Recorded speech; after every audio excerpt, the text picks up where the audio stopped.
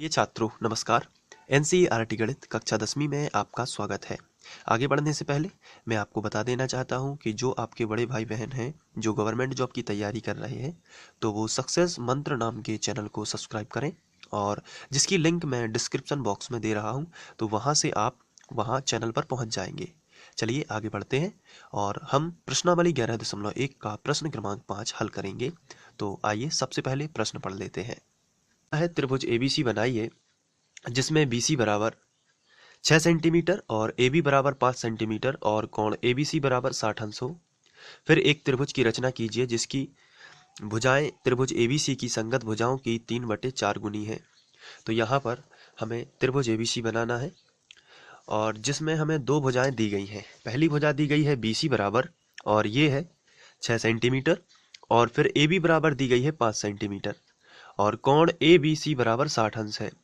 तो सबसे पहले हमें दो भुजाएं दी गई हैं BC बराबर और AB बराबर। तो इनमें से कोई भी एक हम सबसे पहले खींच लेते हैं। तो यहाँ पर हम BC सबसे पहले खींच लेते हैं क्योंकि BC जो है वो 5 BC जो है वो 6 है और AB 5 है। तो बड़ी भुजा BC है इसलिए हम सबसे पहले BC को ही खींच लेते हैं और उसके बाद हम AB बनाएंगे। तो चलिए रचना बनाना शुरू करते हैं और BC बराबर 6 सेंटीमीटर खींच लेते हैं।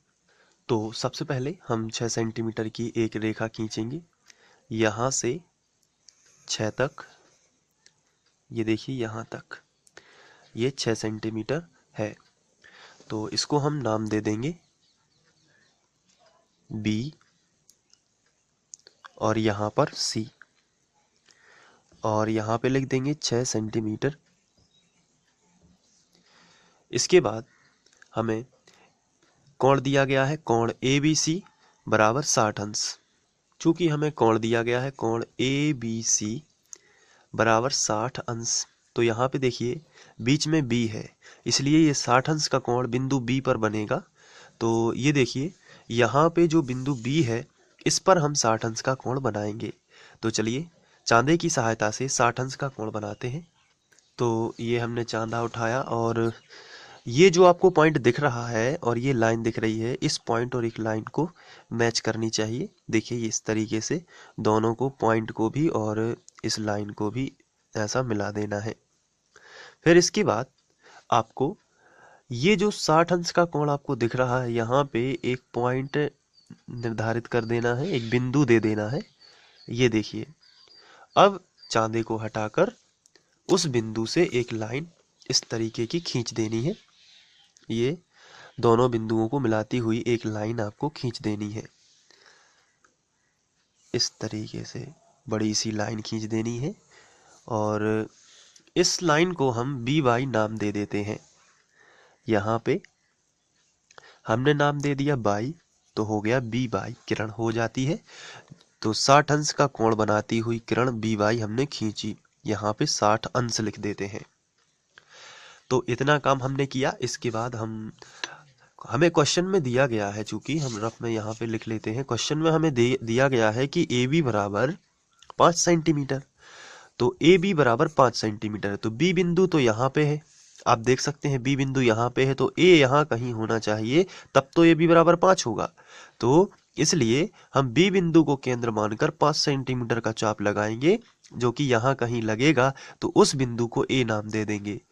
तो चलिए हम प्रकार की हेल्प लेते हैं। तो ये प्रकार है और इसको हमें 5 सेंटीमीटर के बराबर फैलाना है क्योंकि AB बराबर क्वेश्चन में दिया गया है 5 सेंटीमीटर। तो देखिए ये हमने 0 पे रखा प्रकार की नोक और 5 सेंटीमीटर के बराबर इसको फैलाया।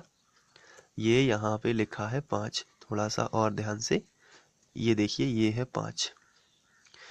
तो ये 0 और ये 5। तो अब हम बिंदु B को केंद्र मान लेते हैं। यहाँ पर बिंदु B को माना केंद्र और 5 सेंटीमीटर का जो ये चाप है यहाँ पे लगा दिया। अब जिस पॉइंट पर ये यहाँ पे कैंसिल है, ये वाला पॉइंट आप देख सकते हैं, ये वाला पॉइंट यहाँ पे हम A नाम दे देंगे A और फिर इस A को हम C से मिला देंगे। ये देखिए ये है C तो A को C से मिला देंगे। तो ये रहा स्केल और स्केल की सहायता से हम इसको मिला देंगे। तो यहाँ पे हमने मिला दिया।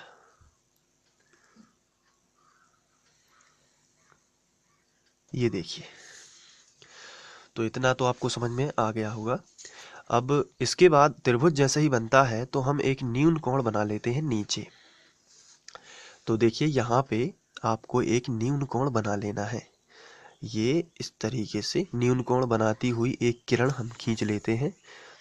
ये देखिए, ये किरण हमने खींची और चूंकि यहाँ पे B है, यहाँ पे हम X नाम दे देते हैं, क्योंकि y हमने ऊपर दे दिया है तो किरण BX खिंच जाती है। ये न्यून कोण बनाती हुई किरण BX खींची। अब इसके बाद ये न्यून कोण इसलिए है क्योंकि यहाँ पे ये समकोण कहलाता है। अगर सीधी लाइन खींच देते, जैसे स्केल रखा हुआ है, तो ये समकोण है, और इससे यदि अधिक खींच देते तो ये हो जाता अधिक कोण। लेकिन ये क्या है, अब न्यून कोण है, 90 से कम है।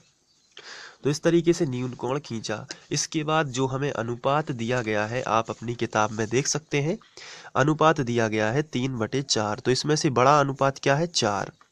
तो हमें 4 समान चाप लगाने हैं। इस किरण BX पर 4 समान चाप लगाने हैं। तो चलिए अब हम 4 समान चाप लगाते हैं। तो 4 चाप लगाने हैं, इसलिए परकाल को अपनी इच्छा अनुसार फैलाते हैं जिससे 4 चाप लग सकें। और हमने यहाँ से चाप लगाना स्टार्ट किया। देखिए, ये पहला चाप, फिर यहाँ पे रखा, एक और चाप लगा दिया, फिर यहाँ पे रखा, ये तीसरा चाप, और फिर यहाँ पे रख के ये चौथा चाप। तो इस तरीके से हमने 4 चाप लगा दिए। अब इन चाप जो है इनको हम नाम देना चाहते हैं। तो नाम कैसे देंगे, देखिए यहाँ पे ये B है तो इसको हम B1 नाम देंगे। पहले यहाँ पे A हुआ करता था, इसलिए हम A1 A2 A3 रखते थे, लेकिन अभी यहाँ पे B है, इसलिए आपको यहाँ पे B1 B2 B3 और B4 नाम दे देना है। तो इस तरीके से 4 समान चाप हमने लगा दिए किरण BX पर।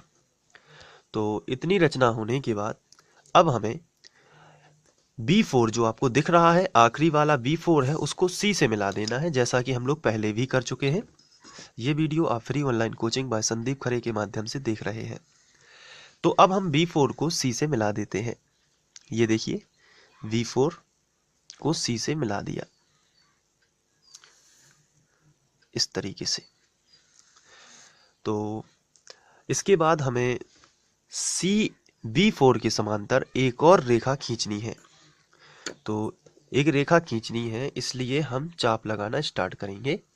सबसे पहले हम B4 पर एक प्रकार रखेंगे और इच्छा अनुसार कोई भी नाप लेकर एक चाप लगाएंगे इस तरीके से। बहुत ध्यान से आपको देखना है, ये चाप लगेगा कुछ इस तरीके से। ये आप देख पा रहे होंगे, ये देखिए, ये चाप लगाना है आपको।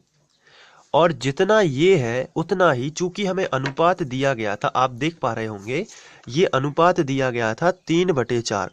तो पहला चाप हमें 4 पे रख के लगाया है, और उतना ही जितना हमने नापा है उतने ही नाप का अब हम 3 पे रख के, यानी कि V3 पे रख के लगाएंगे। तो चलिए ठीक है, उतना ही जितना ये हमने नापा है, ये पहले से ही उतना ही है।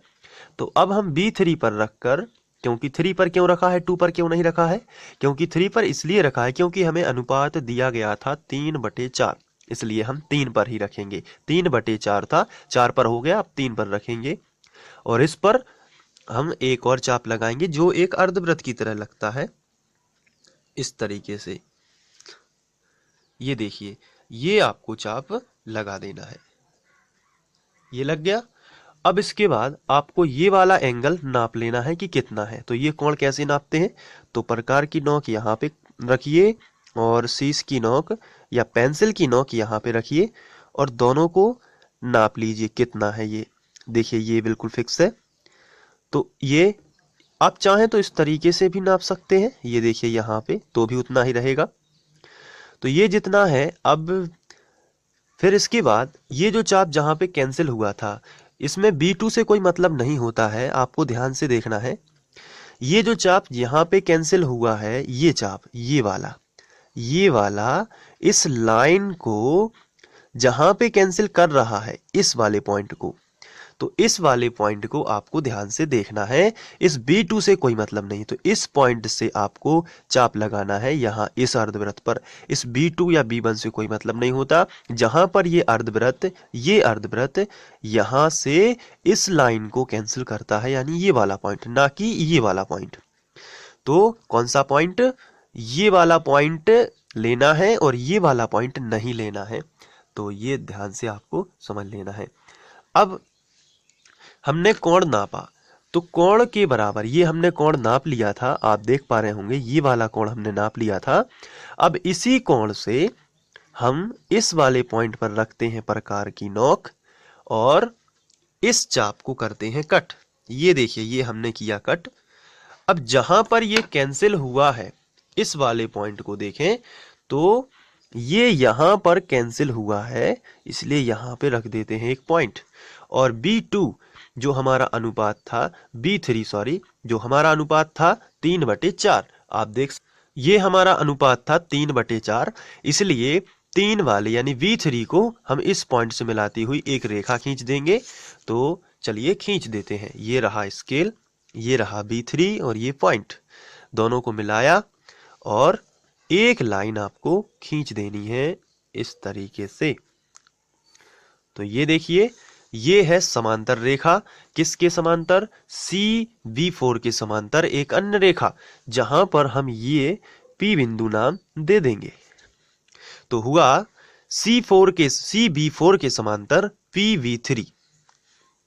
अब हमने यही प्रोसेस ऊपर दोहरानी है और इसके लिए आपको ध्यान से देखना है। सबसे पहले हमारा उद्देश्य क्या है?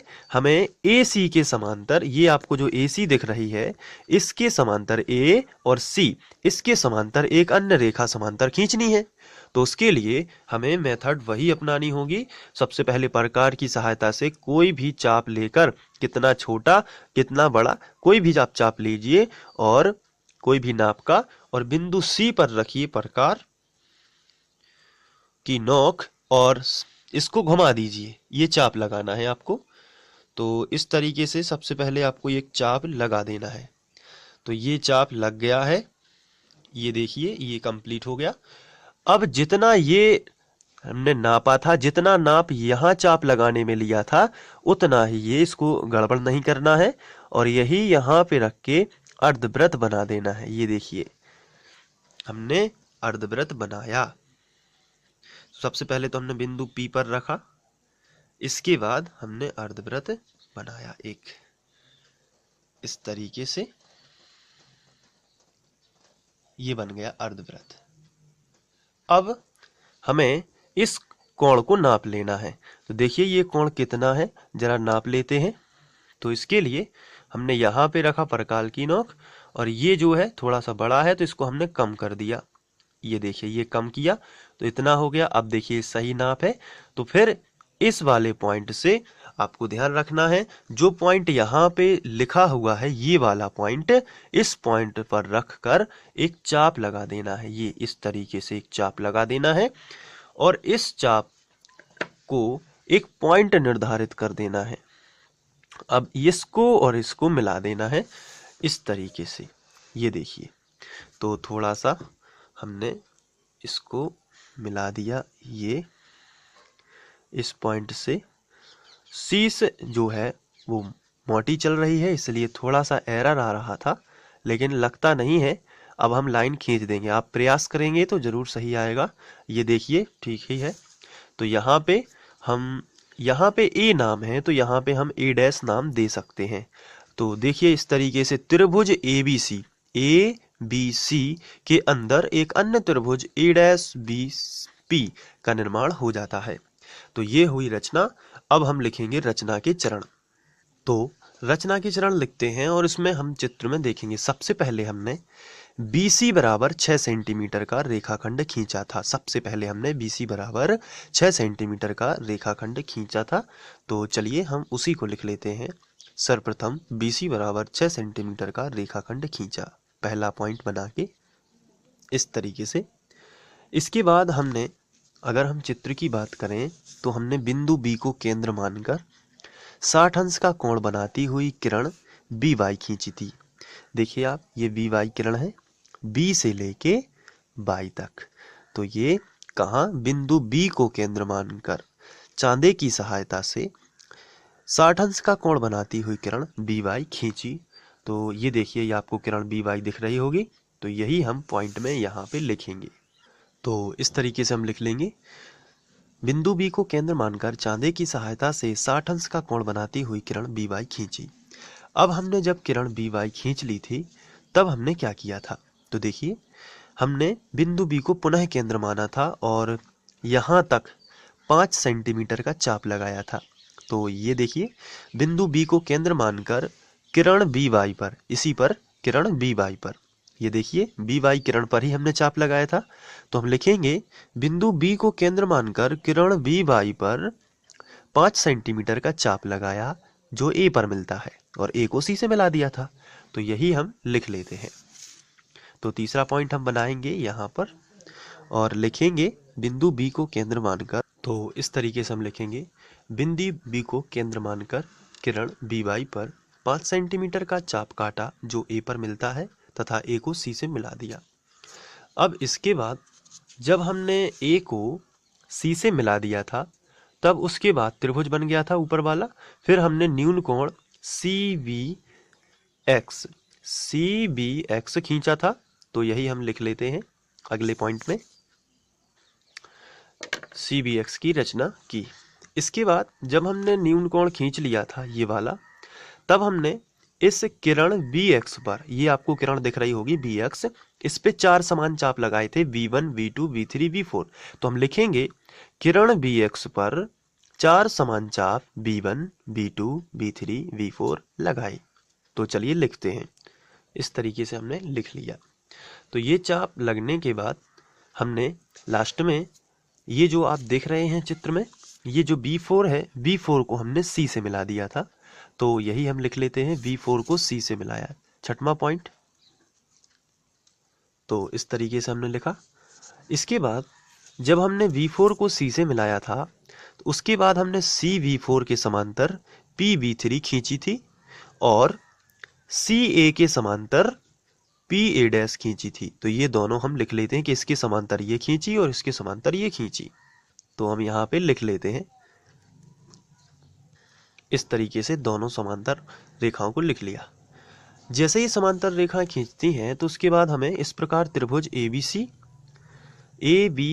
और A'BP की रचना होती है। यही हम लिख लेंगे। इस प्रकार त्रिभुज ABC और A'BP की रचना होती है। अब हम इस रचना का औचित्य दे देंगे। तो औचित्य देना बहुत ही सिंपल होता है, चलिए देते हैं। तो यहाँ पे हम साइड हेडिंग डाल देते हैं औचित्य, और औचित्य देने के लिए हमें चित्र की जरूरत होती है। ये देखिए, ये चित्र है। तो इसमें 2 त्रिभुज बन रहे हैं। पहला त्रिभुज ABC और दूसरा त्रिभुज बन रहा है BCB4। कहने का मतलब है कि एक ऊपर त्रिभुज बन रहा है ABC, एक ऊपर का त्रिभुज ABC और एक नीचे का त्रिभुज BCB4। चलिए अब हम औचित्य दे देंगे। तो सबसे पहले हम ऊपर का त्रिभुज लेंगे, त्रिभुज ABC में। तो हम यहाँ पे लिखेंगे, त्रिभुज ABC में। और आप देख रहे हैं कि केवल ऊपर का त्रिभुज यदि देखा जाए ABC, तो इस रेखा के समांतर ये वाली रेखा है। तो हम लिखेंगे, AC समांतर A''P है। तो AC समांतर A''P है। जब ये समांतर है, तो थेल्स प्रमेय से बड़ी भुजा के बटे छोटी भुजा, यहाँ पे हम लिख सकते हैं बड़ी भुजा क्या है BA, और इसके बटे छोटी भुजा क्या है BA'। तो हम लिखेंगे, बड़ी भुजा के बटे छोटी भुजा, यहाँ पर भी बड़ी भुजा BC पूरी और उसके बटे छोटी भुजा BP। तो ये हम लिख सकते हैं। तो हम यहाँ पे लिखेंगे, BA बटे BA' बराबर, यहाँ पे बड़ी भुजा क्या है BC। तो हम लिखेंगे BC बटे छोटी भुजा क्या है BP। तो हमने लिखा BP। इसको बना दिया समीकरण 1। और हम यहाँ पे लिखेंगे, आधारभूत समानुपातिकता प्रमेय से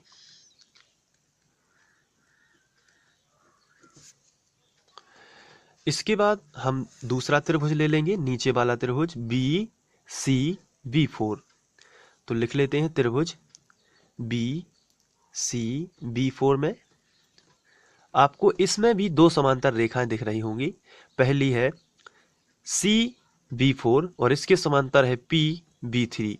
तो सी बी फोर के समांतर है पी बी थ्री।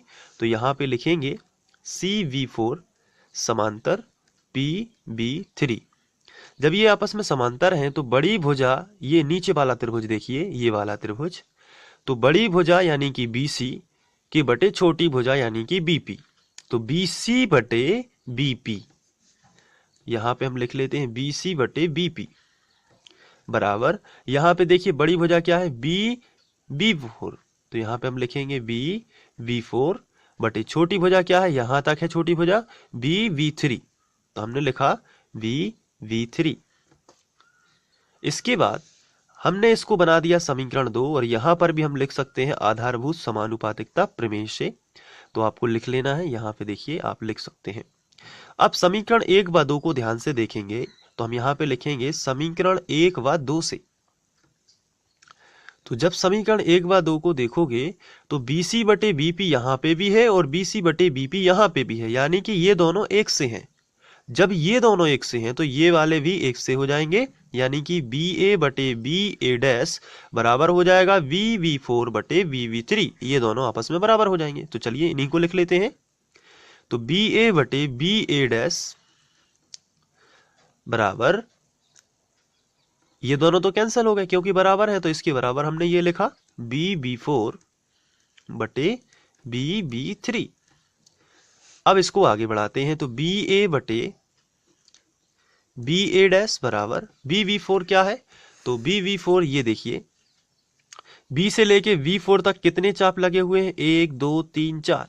तो हम यहाँ पे लिख देंगे 4 और BV3 तक कितने, तो 1 2 3, तो 3। या फिर आपको नहीं यदि समझ में आता तो 4 और 3 यहाँ पे लिखा होता है तो वही लिख दीजिए। तो इसलिए ये अनुपात हो जाएगा जो कि सत्य है। इस तरीके से आपको ये सॉल्व कर लेना है। चलिए रचना के चरण जो है उसका आप स्क्रीनशॉट ले लीजिए और औचित्य का एक बार स्क्रीनशॉट ले लीजिए ताकि आप इसको बहुत अच्छे से कर पाए। तो चलिए मैं यहाँ पे स्क्रीनशॉट आपको दे देता हूँ, 2 मिनट। ये देखिए ये रहा, ये रचना के चरण है। आप स्क्रीनशॉट ले लीजिए क्योंकि कुछ बच्चे कहते हैं सर स्क्रीनशॉट लेना है, तो ये लीजिए आप स्क्रीनशॉट। इसके बाद थोड़ी सी 2-3 रचनाएं और बची हुई हैं, इसका भी ले लीजिए। अब आप औचित्य का भी स्क्रीनशॉट ले लीजिए, ये रहा औचित्य।